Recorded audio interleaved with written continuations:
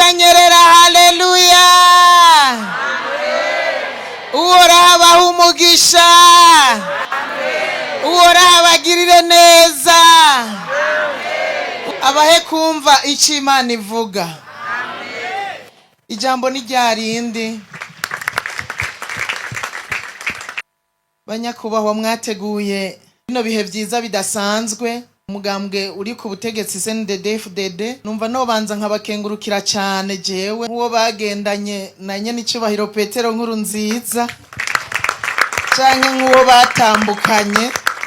Numva nobanza nkabashimira cyane kubw'ibi bihe. Nukuri twe nk'umuryango turabishima, kandi nukuri twama tubasabira umugisha kubwa kino gikorwa kidasanzwe. Nuko rero ndabakengurukiye mwese, banyakubahwa mwese muri hano. Imana ibahezagire. Reka ntatebeje tujane mu ijambo ry'Imana.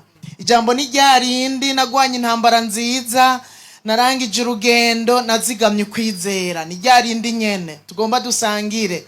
Ariko ngomba kuvuga yuko ubuzima ari intambara. Ubuzima ni intambara nyene, urugendo ariko kandi rurimwo intambara idasanzwe. Ngira mbanze mvuge kuri Pawulo cyane cyane. Iki cete yandikiye Timoteyo kigira 2. Nagomba manze ndabibutse canke ndababwira abatari babizi yuko ari cyo cete cya nyuma yanditse ari mwibohero i Roma.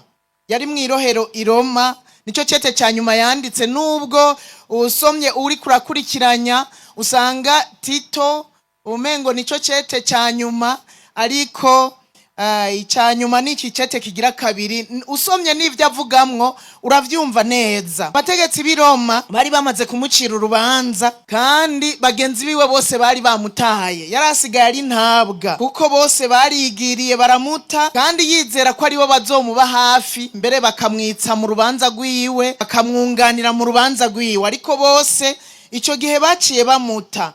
Nico gituma usomye muri iki gice cya 4 nyene kuri uyu murongo wa 16 aravuga ngo mwiburana ryanje rya mbere nta wanyikije, mu yandi majambo nta wanyunganiye, ariko bose barantaye. Icyoma ntibabiharugweko. 17 ariko umwami wacu niwe yampagarikiye, arandemesha kugira ngo ubutumwa bwiza buvugwe nanje butagabanije, abanyamahanga bose babwumve. Nuko mva mu menyo y'intambwe. Pawulo yahagarikiwe na Yesu Kristo, yahagarikiwe n'Imana mwiburana ryiwe, ahandi habagenzi bose bari bamutaye. Icyoma uhora hakama mu ruhande rwawe aguhagarikira.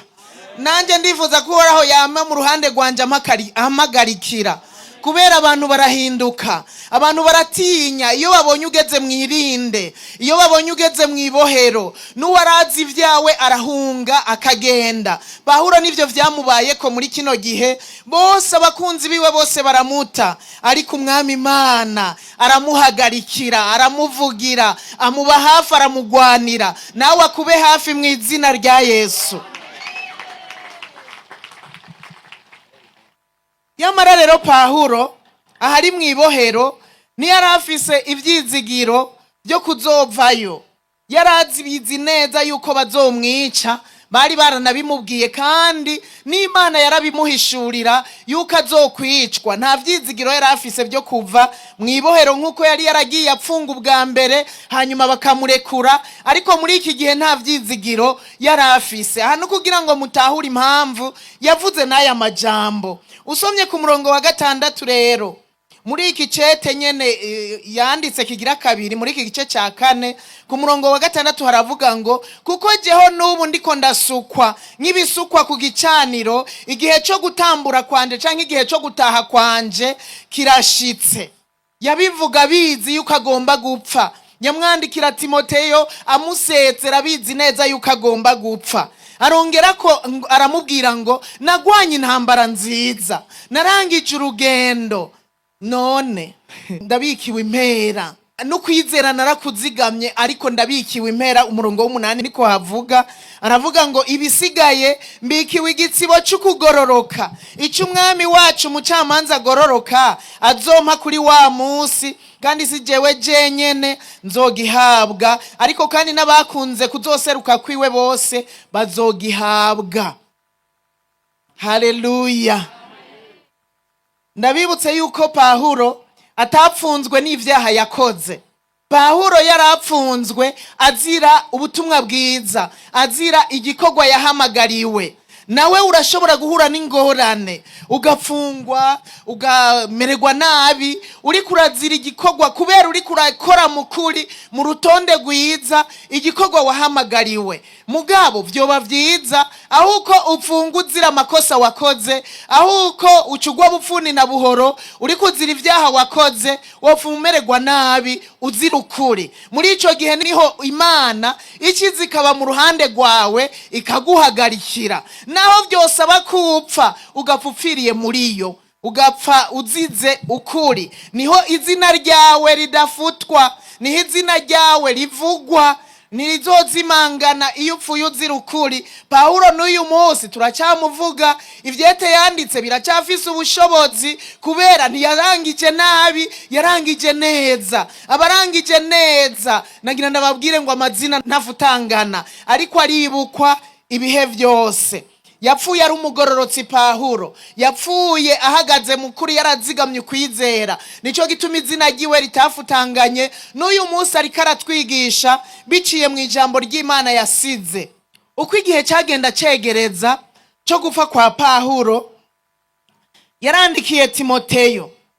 Timoteyo rero yamwandikiye ibintu bibiri nyamukuru. Bwa mbere yamwandikiye amuhimiriza kubijanye no gukorera Imana ubwanyuma, uko akwiye kubigenza, inyifato uko azobikora ubwanyuma.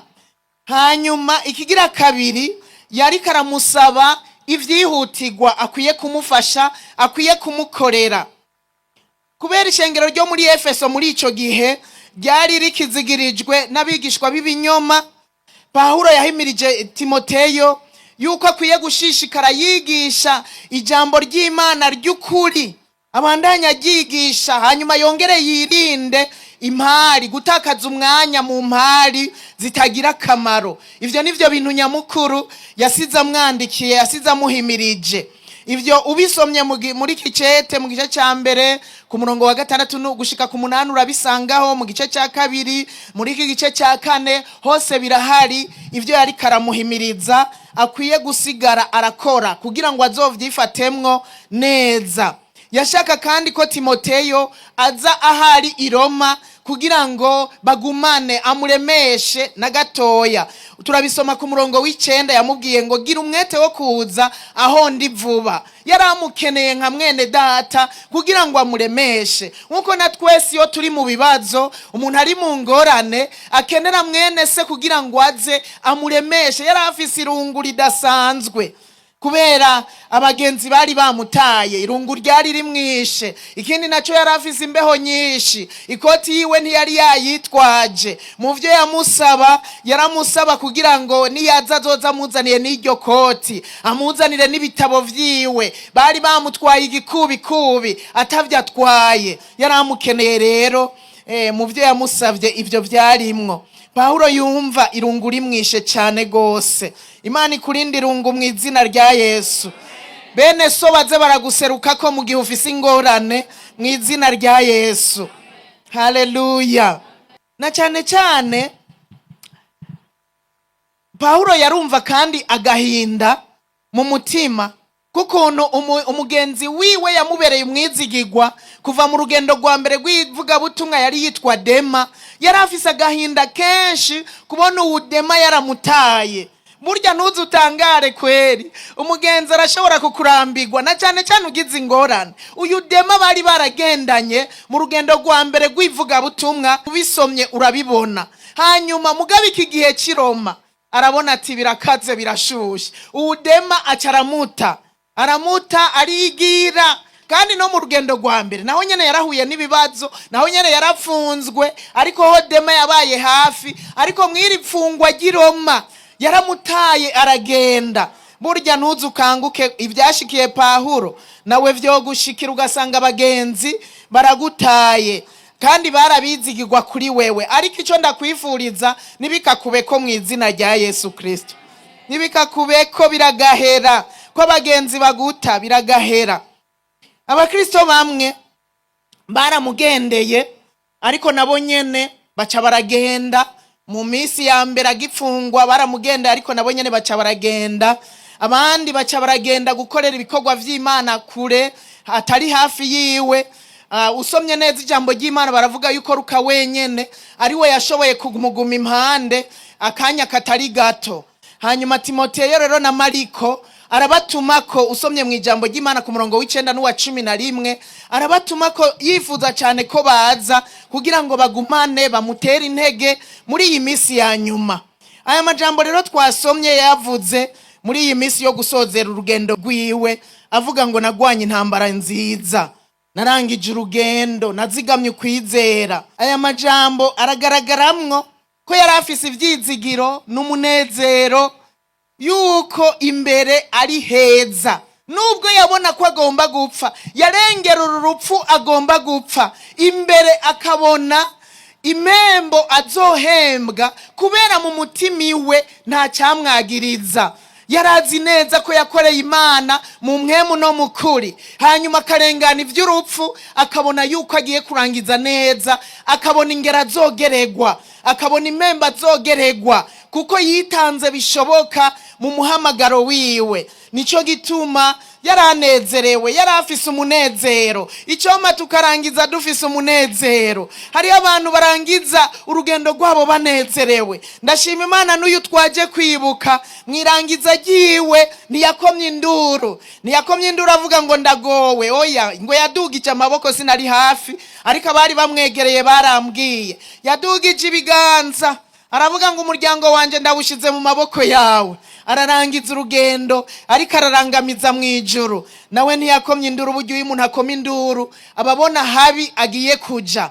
Ariko rero Pawulo yarabona ko imbere ari heza, yarengana ivy'urupfu agiye gupfa, akabona ko agiye kubana n'umwami, akabona ko agiye kubana na data, akabona ingero azogeregwa bivanye n'uburuhe yagize n'ubutame yagize mu bikorwa yari karakorera Imana. Haleluya. Ega wewe woba hari igihe urengana kuzopfa ukiyumvira uko bizogenda inyuma y'urupfu? Witeze iki inyuma y'urupfu? Kuko jambo ry'Imana ratubwira ngo hahirwa abapfa bapfiriye mu mwami, kuko abo bazoruhuka uburuhe bagize, bazoruhuka ubutame bwabo. Abo bazohembwa bahembewe ibikorwa bakoze baruhiyemwo. None wewe inyuma y'urupfu wamuvyiyumvirako, ukiyumvira ngo mbega bizogenda gute ninapfa, inyuma y'urupfu nzojahe? Wamuvyiyumvirako? Burya umunyabwenge niko Bibiri yivuga, n'umuntu yiyumvira ku iherezo ryiwe, akiyumvira ku izi ntambara. Ubuzima n'intambara, ariko ugwana intambara z'ubu buzima wiyumvira ku iherezo ryawe. Wiyumvira ati mbega nopfa nojahe? Kuko ni habiri gusa, hariho mu mubiri udashira no mwijuru, naho habiri, na hagati habaho naho tuzoja. Hariho mu muriro udashira, hamwe tuzokwama, hamwe abazojayo bazokwamana imibabaro y'ibihe byose, no mwijuru aho tuzokwamana umunezero w'ibihe bidashira. Haleluya. Aho tuzobana n'umwami wacu. Uzuriyumvira rero ngo mbega nopfa noja hehe, vyogenda gute? Hanyuma ivyo aho uzoja rero biteguga ukiri muzima. Nitujaho ngo tugwana intambara z'ubuzima, ngo dutwagwa n'imyitwarariko y'ivy'ubu bugingo, turondere ivy'inda zacu, ivy'abacu. Hari n'igihe turondera ivyo gusigira abana bacu, ngo wibagire gutegura iherezo ryawe. Nugwana izi ntambara z'ubuzima, ariko kandi wiyumvira mbega nopfa noja hehe. Ko ndiko ndagwana intambara. Hariho n'abagwaniza intambara z'ubuzima bagashira imiryango ivyo bariye mu biturire. Hariho n'abagwana intambara z'ubuzima ugasanga bashira imiryango ivyo bivye. Oya, gwana intambara ariko wiyumvira ku iherezo ryawe. Gwana intambara wiyumvira ngo mbega nopfa noja hehe, amaherezo yoba yahe. Inyuma y'urupfu naho nyene hariho n'impembo yo guhemberwa ibikorwa vyiza umuntu yakoze. Abaririmbyi nibo bavuze ngo ibikorwa bizoduherekeza, nivyo bizoduherekeza ibikorwa vyiza twakoze. Avuze ngo nagwanye intambara nziza, nivyo muri rusangi ubuzima n'intambara, ariko Pawulo avuze ngo nagwanye intambara nziza, no kuvuga ngo yabaye mu buzima bw'intambara ariko yagwanira ineza.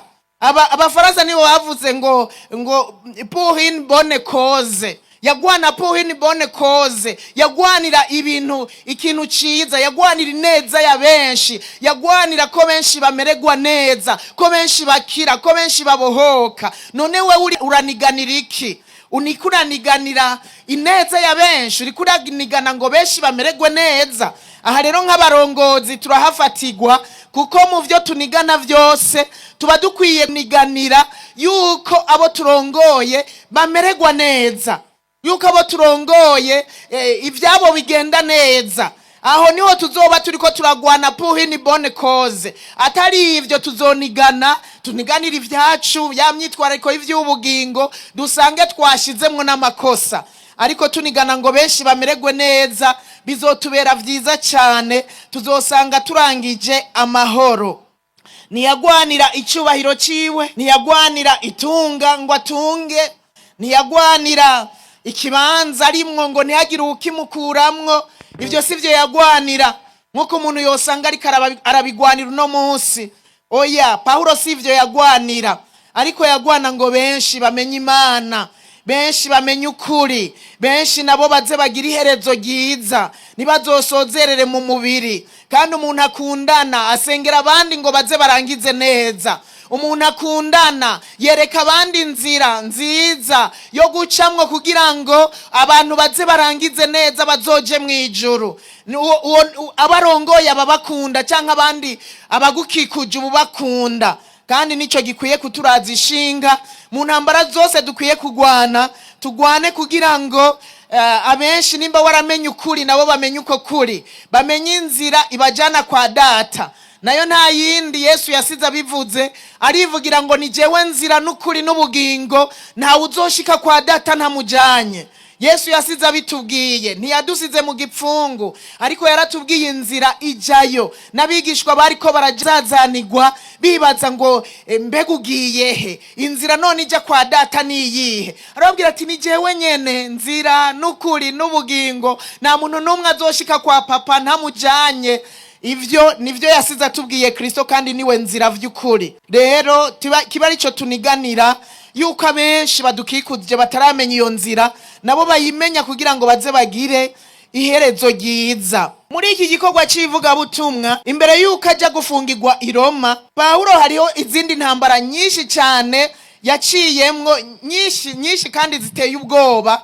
Yaravyivugiye wenyene usomye mu cete kigira kabiri yandikiye abikorino mu gice ca 11, huzuye ivyo yariko arababwira ko yaciyemwo. Arababwira ko yaciye mu buruhe, mu mbeho, arakubitwa birenze urugero, arakubitwa ariko kandi atazira icyaha. Ivyo muvyumve, azira cya gikorwa c'Imana. Arababwira ukuntu abayuda ibihe bitanu vyose bamukubise ibimoko, ibihe vyinshi yakubiswe ibimoko 39, bamuhora iki? Ijambo ry'Imana. Arababwira ukuntu ibihe bitatu vyose yakubiswe inkoni nyinshi zisanzwe. Arababwira ukuntu yatewe amabuye. Arababwira ukuntu yaraye mu bwato bwamumenekanye, aburaramwo, arara mu kiyaga, arara mu mazi. Arababwira ukuntu urugendo rwiwe yagiye araca mu nzuzi, ukuntu ubwoko bw'iwabo bwamwanse, abanyamahanga baramwanka, ibibazo biba vyinshi, aca mu bugaragwa, aca arasonza, aranyotegwa, vyinshi cyane arabivuga. Yarashonje gose, aranyotegwa, kandi atari ukubera anabishaka, nubwo hari igihe yabikora bibona, ariko ivyo byose nivyamubaye ko. Aragira imbeho, agenda gusa, arambara ubusa. Ivyo byose yaravyivugiye wenyene ubwiwe, kandi ivyo byose kwari kugira ngo ashitse igikorwa Imana yari yamutumye gukora. Rero kugira ngo ushobore kunesha, nagira ndakubwire ngo hariho ikiguzi uriha. Umukozi w'Imana yatubwiye ngo kugira ushobore kunesha urambara ibigwanisho. Nivyo ibigwanishwa twahawe, Paulo nyene niwe yabitanze, dutegerezwa kwambara kugira ngo tugwane tunesha. Ariko hariho n'ikiguzi uriha. Nashaka kuvuga ibi biguzi bibiri bisa nuko ari kimwe, bishaka kuvuga bimwe. Paulo yarishe. Icambere, Paulo yararishe ikiguzi cyo kwigumya. Kwigumya mbega bisigura iki? Kwigumya n'ubushobozi bwo gukontorora ibyifuzo n'ibigumbagumba ni kapasite yo gukontorora desire canke ama emotion yawe, kubumva ururimi rw'igifaransa ukabikontorora, ukabizimya, ukabihagarika, ukabishira ku rutonde. Rero Pawulo yari umuntu yigumya kugira ngo ashobore kunesha, yari afise maîtrise de soi, niko bivuga mu rurimi rw'ikinofunofu. Kwirinda biri muri vya vyamwa vyamwemu yera. Yari afise kwirinda muriwe, kwigumya muriwe, n'ivyo yabona afitiye uburenganzira, n'ibyaza muriwe yobona umengo ni vyiza, yarabizimya akabihagarika, kukabona ataco bifasha mu kwagura ubwami bw'Imana, mu gutuma benshi bamenya Kristo. Yararisha ikiguzi cyo kwigumya, kabitsindagira, byiyumviro bimujemwo, ibigumbagumba bivyutse, akabitsindagira mu ntumbero yo kugira ngo abandanye ashikane benshi kuri Kristo. Iki cyamwa cyo kwirinda canke cyo kwigumya burya kigenda kirakura uko twegera Imana. Uko uzogenda uregera Imana uzoshobozwa kwirinda, kandi abantu birinda hari ivyaha batagwamwo. Abantu birinda bafise iki cyamwa cyamwemu yera hariho ibibazo batagwamwo, hariho ivyaha batagwamwo. Kubw'ivyo rero Pawulo atubera karorero. Iki kiguzi yatanze cyo kwigumya, nawe uzogirihe kugira ngo ushobore kugwana unesha. Kindi kigira kabiri, Pawulo yari umuntu yihindero wenye n'ubwiwe, autodiscipline. Yari umuntu yihindero wenye n'ubwiwe, mubiri wiwe akawuhindero, vyiyumviro vyiwe akabihindero, ibishika vyiwe akabihindero, akabishira ku rutonde. Ariko Pawulo naho nyene ni ubushobozi bwo gukontorora ivyiyumviro, ivyifuzo na vya bigumba n'ibikogwa. Aha muri autodiscipline harimwo ubushobozi bwo gukontorora ibikogwa ukora. Nupfa ico ukoze kugira ngo kumbura unezereza abantu, nupfa ico ukoze kugira ngo abantu bakurabe. Pawulo rero ubu bushobozi bwo kwihindero wenye n'ubwiwe bwari bumurimwo, nico cyatumye anesha. Imana idufashe natwe tuba abantu bigumya. Erega ubaye umuntu atigumya uzosanga waguye mu mitego, uzosanga wakoze ivyaha. Abigeme batigumya usanga basambanye, batirinda, kandi nta wundi azokurinda mwigeme musore, n'uwundi wese ari hano n'abamama n'abapapa twese hamwe. Nta wundi muntu azoturinda, ni twebwe twirinda tukigumya, tukaha discipline imibiri yacu, tukaha discipline. Umuntu yahaye discipline umubiri wiwe, nukuvuga ngo ivyifuzo vy'umubiri nibimugira kububasha na gatoya, nibimugira kumubasha. Kandi mu vyo nigiyeko nyenicubahiro Petero Nkurunziza, mu bintu vyinshi namwigiyeko iki kintu cyo kwigumya carimwo. Kwigumya yari umuntu yigumya, akigumya nyene ugasanga ntapfa nyene kureka ibije vyose, ibimujemwo vyose.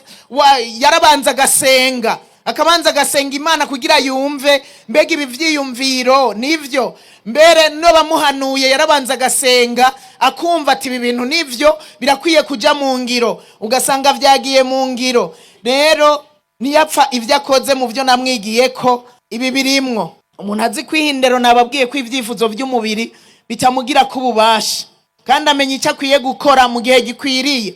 Bene uyu muntu aramenya gutandukanya ikibi n'iciza. Nakora ikibi mu gishingo cyaho yari gukora iciza, aramenya kubitandukanya, kandi akamenya ico ciza igihe cyo kugikora, nahabereye kugikoregwa n'ukwiye kugikoregwa. Bene aba bantu bihindero ubwabo canke bigumya nuko baba bameze. Pawulo ubuzima bwiwe yabugereranyije n'intambara, ahandi abugereranya n'ihiganwa ry'abanonotsi, ahandi abugereranya na bamwe bagwana bakubitana ibipfunsi. Usomye mu cete ca mbere yandikiye Abikorinto igice c'9 umurongo wa 24 niho abivuga neza. Aravuga ngo nimuzi yuko mu birori abasiganwa biruka bose, ariko uhegwa akaba umwe. Acaratanga impanuro aravuga ngo namwe abariko mwiruka kugira ngo muronke impera, natwe dusiganwe. Ubuzima n'ugusiganwa, ariko pour une bonne cause. Ubuzima n'ugusiganwa ariko ufise intumbero nziza, uri kugwanira iciza. arahanura ngo namwe bariko mwiruka abasiganwa barondera umudari babanonotsi abatlete bariruka bagakora ibishoboka ariko barondera umudari. Aravuga ngo namwe rero bariko mwiruka none ko hari abarondera umudari ushobora gutakara, ushobora kuza kwingese, ababiruka bakitanga barondera ivyo bishobora kononekara, ngo namwe bariko mwiruka kugira muzohabwa impera. Umurongo wa 25 aravuga ngo kuko umuntu wese azorushanywa yitegura muri vyose, aragira ama entraînement. Nta muntu yoja muri atletisme atagize entraînement. Kwiruka tanguye kwiruka imbwa ziramufata, agiye gusimba ntashobora gukiriza ukuguru ngo bikunde, baragira ama entraînement, imyimenyerezo. Abo bagenza bacyo kugira ngo bahabwe igitsibo gishira, ariko twebwe tugenza gutyo kugira ngo duhabwe igitsibo kitazoshira. Haleluya! Twebwe dukwiye kwiruka, dukwiye kugira umwete, dukwiye kwimenyereza kubaha Imana gusumbaba. Erega ngo kwimenyereza k'umubiri kugira ikimazi kuri bike, ariko kwimenyereza kubaha Imana kutuma tuzonesha tukarangiza neza. Haleluya! Kandi bizotuma turonka igitsibo cibihe bidashira. Haleluya!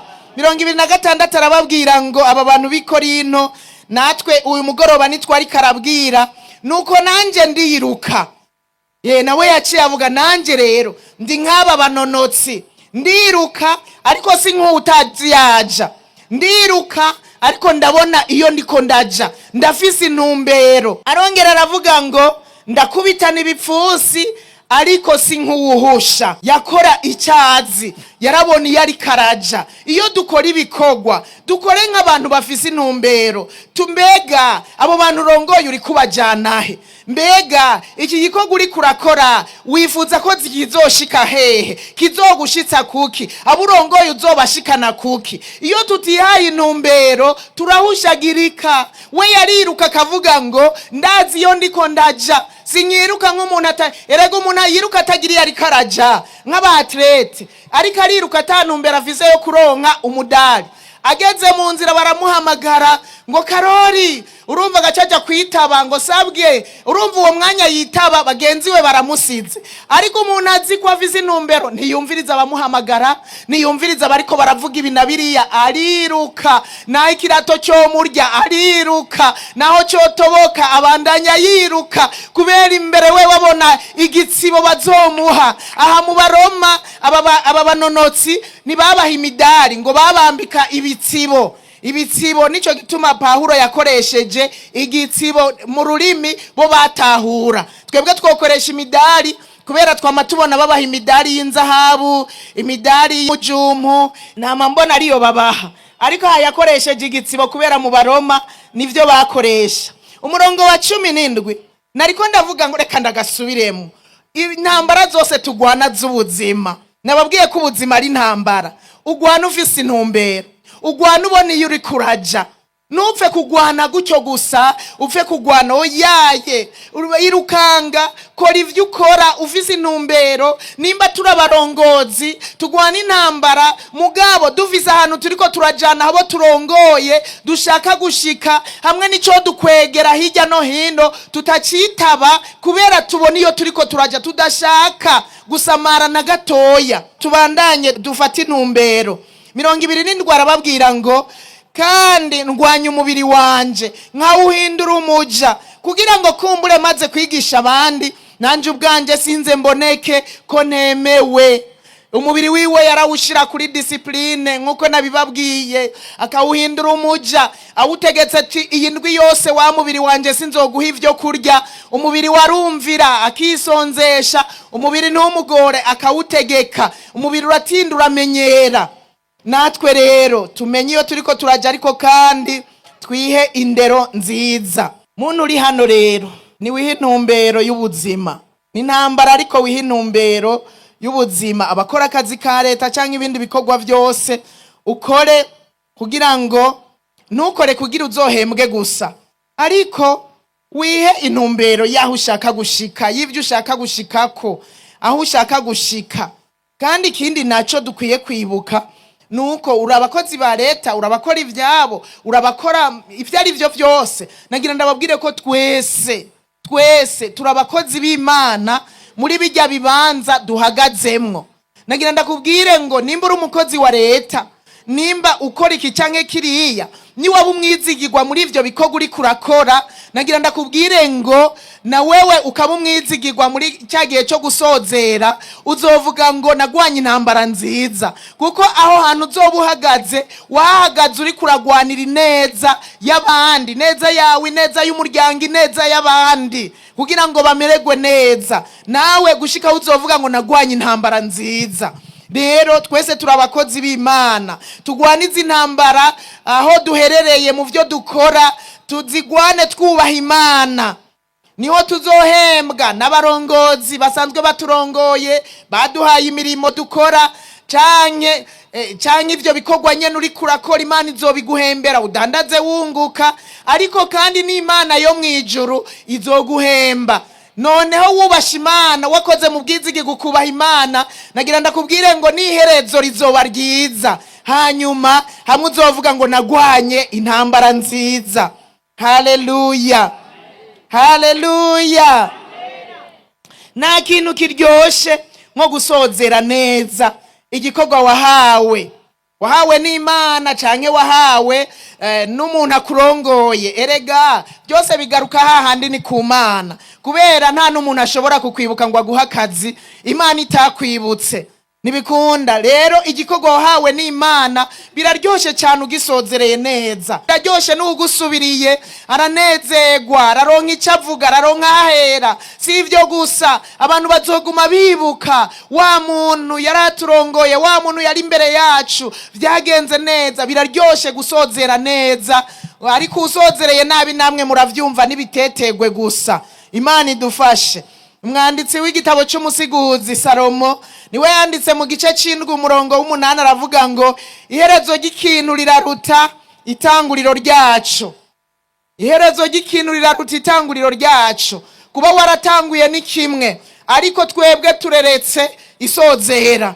Umuntu wese akurabira ku iherezo. Abantu barashobora gutangura neza ariko bagasozera nabi. Rero kuba waratanguye ni kimwe, nigana kugira uzosozere neza. Kuba waratanguye kuririmba, nigana uzobirangize neza. Kuba waratanguye gusenga, nigana uzobisozere neza. Kuba waratanguye uri umushikiranganji, uri mustanteri, uri buramatari, uri kinakiriya, kuba waratanguye ni kimwe. Tunigane umuntu wese mu kibanza ciwe, agwana intambara nziza, azosozera amahoro. Hamwe azohava avuga ati niwigira amahoro. Ndibuka umudamu umwe nabonye yasozereye ahantu yakorera, hanyuma asozereye bamuhaye ibikorwa handi hantu, abo yahora arongoye baramuterura, baramukorera mu kirere, baramuzungurusha, bamushimira ukuntu yabarongoye neza. Ico gicapo cyaranezereye cyane ku buryo kitava muri jewe. Yahatanguye bigoye, yahagiye bigoye, bitameze neza, ariko aragwana intambara muri ako kazi, aza gusozera ibintu byaragiye ku rutonde, n'abakozi bari ku rutonde, ku buryo yasozereye bamuterura. Ibaza burongoye baguterura, bakuzungurukana ikibuga cyose uri mu kirere. Mbega ivyo ninde bitonezera? Aho rero abakozi barinze banezerwa, Imana yo iba yanezerewe cyane kandi ntireka kukugirira neza. Nimuze twese duharanire kuzorangiza neza, naho bisaba ikiguzi. Muze mwese duharanire kuzosozera neza. Mu yandi majambo, tugwane pour une bonne cause, tugwanire ineza, tugwanire iciza. Haleluya. Niho tuzohabwa iki gitsibo. Pawulo yari karavuga igitsibo kidashira, niho tuzogihabwa nitwigumya tukagwana intambara nziza. Niwigumya imbere y'ibiturire uzoronka kino gitsibo. Burya kwigumya imbere y'igiturire nimwave mwibaza ngo biroroshe. Bayakugerageresheje atari twatundi azana mu maboko. Rega ari abatanga igiturire cyo mu mufuko. Igunira, sinavuze umufuko ingodo, oya cyo mu mugunira, canke mu gakarato, cyangwa urushakoshi rwuzuye ukigumya kuri icyo giturire, nagira ndakubwire ko uzokwambikwa icyo gitsibo. Kandi rega abarundi nibo bavuze ngo sonza wigumye. Nawe wowe ushonje bakakuzanira igiturire ni wigumye, ni kiguzi. Kwigumya ni kiguzi. Ni wigumya imbere y'ubusuma, ni wibe ibintu biraho bakujeje. Uko hariho abantu babona ibintu vyandagaye babajeje akabitana ngo nta ngorane. Imisi y'igisuma ni 40 niko abarundi bavuze. Hanyuma biratinda bikaja ahabona. Ni mwigumye ku busambanyi kugira muzorangize neza. Twese tuzorangize neza. Uri ico kiguzi cyo kwigumya. Wigumye kukubesha, wigumye ku bintu byose, wigumye naho byo babigusaba kwica, wigumye ureke kwica, ureke kurenganya, ubireke. Nagira ndakubwire ngo uzokwambikwa igitsibo. Icyo gitsibo rero kizohabwa aba bantu bagwanye intambara nziza. Haleluya. Pawulo yaritanze by'ukuri atiziganya, ashiramo umwete wose kugira ngo ashobore kuzoshika hahandi azohembegwa igikorwa cy'umuhamagaro wiwe, igikorwa Imana yari yaramuhaye. Yaritanze agira n'umwete mwinshi. Usomye mu Bifilipi 3:14 niho yavuze ngo ndakovya gushikaho dutanguranirwa ku mpera y'umuhamagaro w'Imana muri Kristo Yesu wo kuja mu ijuru. Ndakovya, ndafise umwete, ndabandanya gushika nshitse ku mpera y'umuhamagaro wanje. Kandi yavuze ngo ndakovya gushikaho dutanguranirwa. Mu yandi majambo nugusiganwa, nugutanguranwa. Kuja mu ijuru si ivyo gutora gutyo mwibarabara. Oya, turasiganwa, hari nambara tugwana, hari biguzi turiha byo kwigumya ku bintu bitandukanye. Ukiha discipline wewe nyene ubwawe, hamwe atawurinda kukubwira ngo iki kireke uyu mubiri wawe wewe nyene ubwawe. Ivyo ni biguzi dutegerezwa kuriha kugira ngo tuzorangize neza, hamwe tuvuga ngo nagwanye intambara nziza. Nuko rero ndasozereye, ubuzima n'urugendo ariko rurimwe intambara nyinshi cyane. Ndasavye nugwana intambara wewe wikwegeye wewe nyene ubwawe, kubwo kwitwara nabi muri runo rugendo, kubwo kwifata nabi muri runo rugendo, kubwo gukora ibyaha muri runo rugendo. Oya, izo ni intambara uzoba wikwegeye kandi zizokumerera nabi, mbere zizoguhezayo. Ariko gwana intambara nziza uzosozere amahoro. Imana yo mwijuru ibahezagire cyane.